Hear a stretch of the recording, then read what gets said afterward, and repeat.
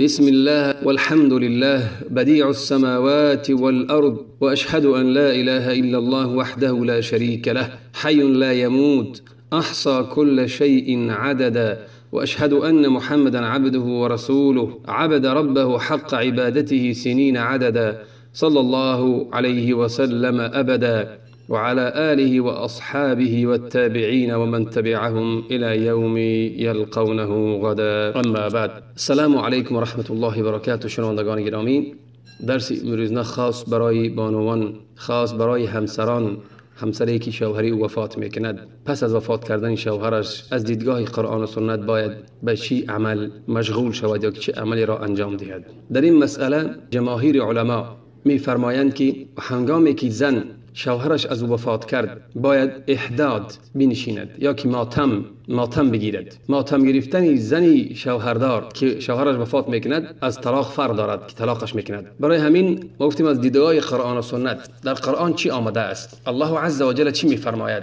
برای همسری که شوهرش از وفات کرده است. اعوذ بالله من الشیطان الرجیم، بسم الله الرحمن الرحیم. الله عز و جل در سوره بقره 234 آیه میفرماید والذین یتوفون منکم ويذرون ازواجا يتربصن بأنفسهن 4 أشهر و10.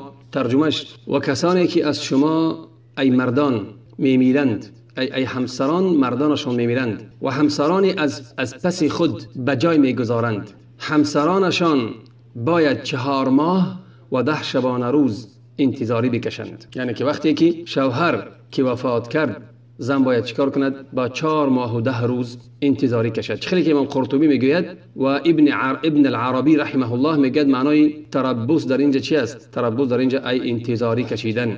و چطور حافظ ابن کثیر میگوید هذا امر من الله للنساء اللاتي يتوفون عنهن ازواجهن ان يعتددن 4 اشهر و10 لیال.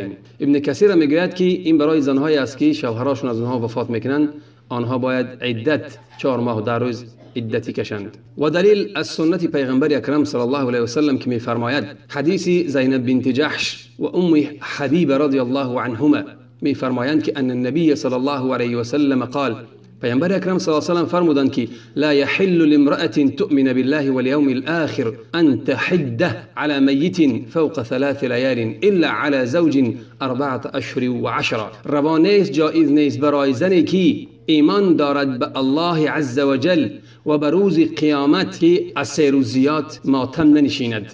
از 3 روزیات ماتم ننشیند. برای یگان زن روا نیست که به خدا ایمان دارد و روز قیامت از 3 روز برای مرده ماتم ننشیند، یعنی 3 روز و 3 شبانه روز، مگر زنی که شوهری او وفات کرده است. مگر زنی که شوهری وفات کرده است 4 ماه و 10 روز باید ماتم نشیند. حدیث در بخاری مسلم است. یعنی که دیگر زنها، دیگر همسران یا که دیگر زنها برای کسی نباشد، برای پدر باشد، دادر باشد، اکه باشد، امکی باشد، دیگر کسان نباشد، از 3 روز زیاد باید ماتم ننشینند، مگر همسری که شوهرش از او وفات میکند 4 ماه و 10 روز. حدیث میگه ظاهر است، روشن است که من میکند از چی؟ از ماتم به کسی نباشد. از 3 روز زیاد ماتم درست نیست مگر زن برای شوهرش. باز در روایت دیگر هم همین معنا در صحیح مسلم از حفصه رضی الله عنها میفرماید قال رسول صلی الله علیه و سلم لا يحل لامرأة تؤمن بالله واليوم الآخر. باز همین روا نیست، جایز نیست برای زنی که به خدا و رسول ایمان دارد و روز قیامت تا یعنی که ماتم گیرد به مرده از 3 روز زیاد، یعنی از 3 روز زیاد ماتم نگیرد به مرده، برای کسی نباشد، مگر همسری که شوهری او از وفات کرده است باید 4 ماه و 10 روز چی نشیند. در اینجا میگه که در زیر همین شرح همین حدیث ابن حجر اسقلانی میگه که لا يحل معنای که روا نیست، درست نیست، جایز نیست، ای حرام است برای کسی که از 3 روز برای 3 روز زیاد ماتم نشیند، مگر فقط چی؟ زنی که همسری که او شوهرش وفات میکند. باز در روایت دیگر باز چی دیگر برای زن جایز نیست وقتی شوهرش وفات میکند.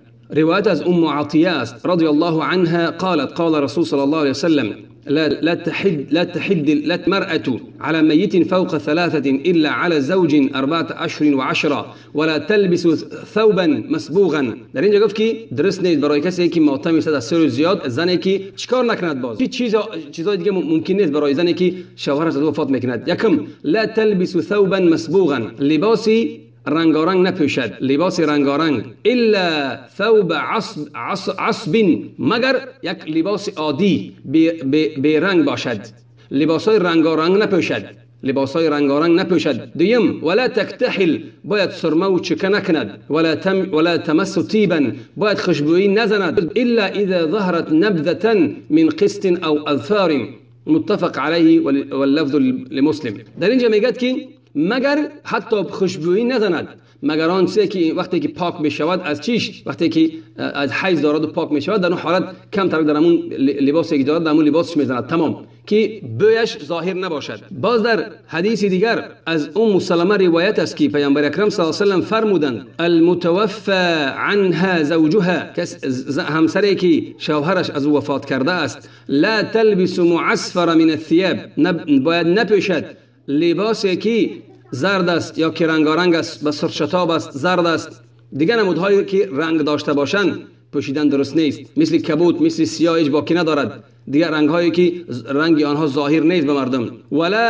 ولا ممشق ولا حلی، و نه چی؟ و نه همون طلا و در گوش طلا اندازد و در دست و در دستبند و سلسله و اینا هم درست نیستن برای او.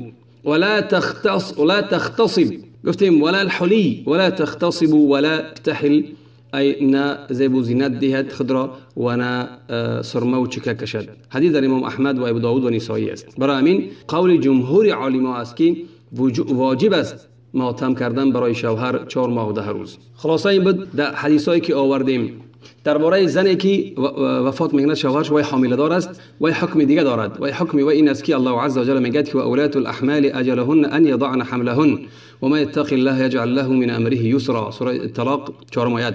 و آنانی که صاحب حمل هستند یعنی که حامله دار هستند، عدت آنها در اون حال است که اگر حامله دار باشند، اگر که وقتی تولد کردن عدت آنها پر تمام می شود. تولد کرد، بعد 1 ماه تولد کرد، بعد چند روزی تولد کرد، بعد مردن شوهرش و چی عدتش تمام می شود. یا که بعد 9 ماه تولد کرد، بعد 8 ماه تولد کرد، همون مدتی که حامله دار است همون را منتظر می شود که گفتیم که چی، نه خوشبویی و نه یگان زیب و زینت میدن، لباس های هر گونه و نه یگان توی می رود، نه توی تماشا می رود، نه خنده زیاد میکند و نه، یعنی که برای چی همچون ماتم برای شوهرش که قدر شوهرش بردارد و نکاحی که داشته با هم شوهرش در نزد مردم باید خوش خسندی نکند که برای مردم چی نشود، برای یعنی که برای شوهرش گویند که وفات کرد این خوشنود و چی خوشحال شد. برای همین الله عز و جل امین احکام را که برای اختراع آدم علیه السلام جاری کرده است. گفتیم بیرون برمودن درست نیست مگر به حاجت. گفتیم لباس زینت پوشیدن درست نیست، سرمه کردن درست نیست، یعنی چیز خوشبویی زدن درست نیست، به توی رفتن و کنسرت تماشا رفتن و چیزایی که چی درست نیست، از خانه برآمدن هم درست نیست، در خانه همون شوهرش میایستد، از خانه شوهرش بیرون نمیبرد. خلاصه اگر زنی که کار میکند باید کار نرود، در خانه شوهرش باید بیستد. برای همین این یک نشان دادن است که خیلی چی است، غمگین و اندوهگین است برای مرگ شوهرش. برای همین زیب و زینت نپوشد، یعنی لباس های زیبایی، برای که مردم نگن که برای وفات شوهرش خرسندی و خوشنودی کرد که وفات شوهرش مرد و در حال زیب و زینت کرد. و خلاصا این برای همه تعلق دارد، برای خردسال باشد یا کلانسال باشد، برای همه یکی است. بعد امر الهی است که انسان همسری که شوهرش وفات میکند و همین احکام رعایت میکند و چی است و حکم خدا و رسول اطاعت میکند. بعد برای بانوانی که برای غیر شوهرشون ماتم یا که احداد میکنن و را از سری زیاد نیست که ماتم نشینن و غمگینی خود را اظهار کنن، از سری زیاد درست نیست. فقط برای شوهر کسی که شوهر دارد شوهرش وفات میکند از سری زیاد است که حتی در مذهب امام حنفی و شافعی و حنابلة میگن که زنی که شوهرش وفات کردگی است و همون چیش پر شدگی نیست، عدتش پر شدگی نیست، باید به حج حتی نرود. برای که حج میتواند کدام وقتی باشد بعد عدتش 4 ماه و 10 روز، بعد 4 ماه و 10 روز میتونه رفتن حج، ولی عدت باید چی نکند، عدت باید نشکند و در عدتش بیت حتی حج رفتن درست نیست. این روایت از کی است؟ از عمر است، از عثمان است و سعید ابن مسیب گفته است اینا و امام ثوری گفته است و اصحاب الرأی و دیگران. وحتى إمام سعيد بن مسيب چی میگه قال توفي أزواج نساؤهن حاجات أو معتمرات فردهن عمر رضي الله عنه من ذو الحليفة حتى يعتددن في بيوتهن. حتی میگه که وقتی که زنها بدن که شوهرش وفات کردن اونا در چی بدن؟ در حج رفتنی بدن و عمره رفتنی بدن. عمر رضی الله عنه آنها را از ذی حلیفه آنها را گردان تا آنی که در خانهشان همون عدتی که 4 ماه و 10 روز است همون را چکنن یا که سپری کنن. یعنی که حتی حج برای او درست نیست. برای همین و نه بیرون رفتن مگر به حاجت، نه شب برآمدن، نه زیب و زینت کردن گفتیم، نه خرسندی و نه خنده با آوازی بلنده که یعنی که اظهاری خوشحالی کند برای چیش؟ برای در این مدتی که 4 ماه و 10 روز است. و برای آن حتی برای آنانی که جوان هستند، جوان و شوهرش وفات میکنن، یعنی که بانوان جوان هستند، برای آنها 4 ماه و 10 روز که میستد در این حالت هم یگان زیب و زینت نمیگیرند که دیگران از آنها آنها را یا که گبزنی بیان یا که بزنی چیکنن خواستگاری بیان. در همین مدت 4 ماه و 10 روز حق ندارد و یگان زیب و زینت نمیگیرد که یگان کس به او چیزد برای گپ زدن یا که برای حتی یگان توی در خانهش باشد یا که یگان توی باشد، اون توی باید چیکنن بعد همون عدتی که زنک هست بعد 4 ماه و 10 روز مانند یگان توی باشه در خانهش. اگر یا یگان خیش تبار توی دارد رفتنش هم درست نیست و چی کردن. همون لباسی که عادی که در خانه میپوشد، لباسی بی رنگ و بی چی، همون رو میپوشد و در خانه یعنی که خانه را لازمی میداند در خانه بدن. اصلا زن باید در خانه بیسته، اصلا بسیار بیرون برآمدنش هم درست نیست. چون که الله میگه وقرن فی بیوتکن در خانه خود قرار گیرید، به زنها را مراجعت می‌نماید الله عز و جل. برای همین این بود کمتر خلاصه درباره زنی که شوهرش وفات میکند و 4 ماه و 10 روز باید عدت استاد و زنی که حامل است گفتیم و وقتی که عدتش همون گذاشتنی یعنی تولد کردن شای. این بود کمتر خلاصه. پس از دعایی که خود ما را فراموش نکنید. و السلام علیکم و رحمت الله.